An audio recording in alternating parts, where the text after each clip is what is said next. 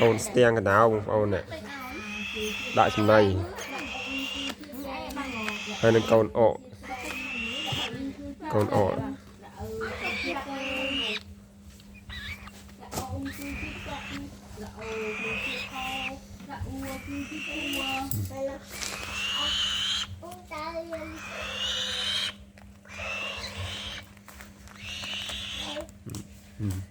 chết đá gì này hay là mà để đã chết đá tệ tạ này chết đá tệ tạ này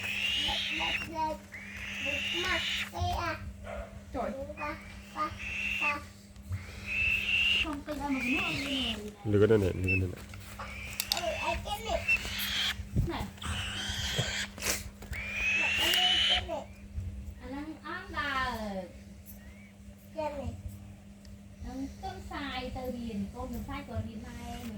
mà ta dạ cực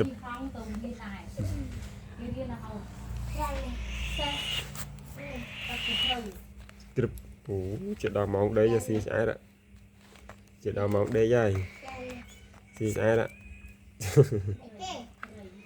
đợi trái đó giờ đi chắc anh áo nữa mua thứ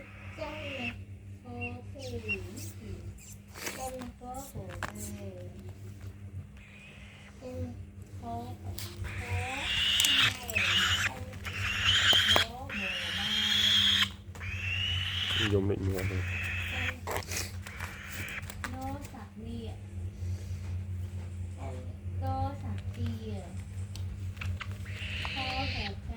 sẽ chết như vậy đã không chứ lập bao thôi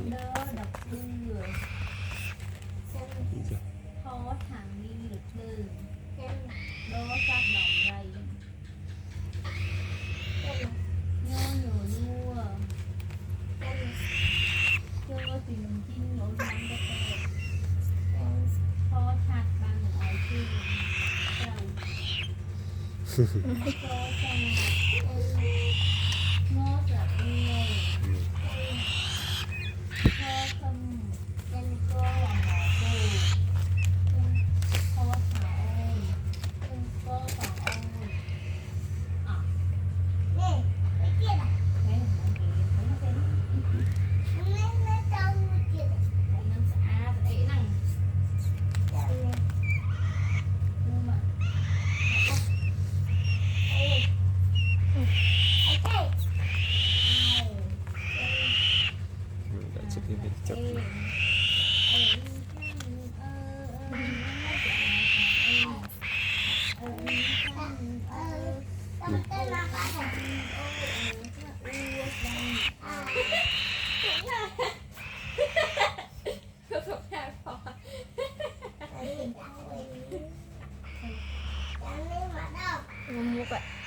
được cơ hội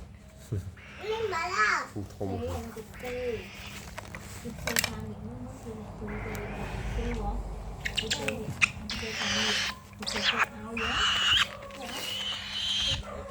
đã chắc hết chắc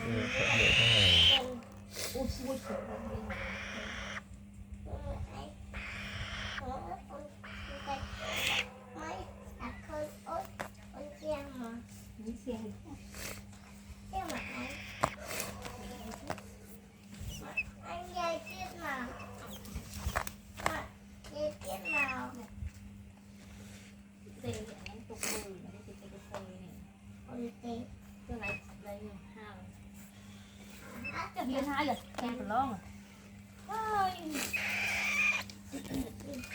Đi qua. Luôn ăn gì không? ôi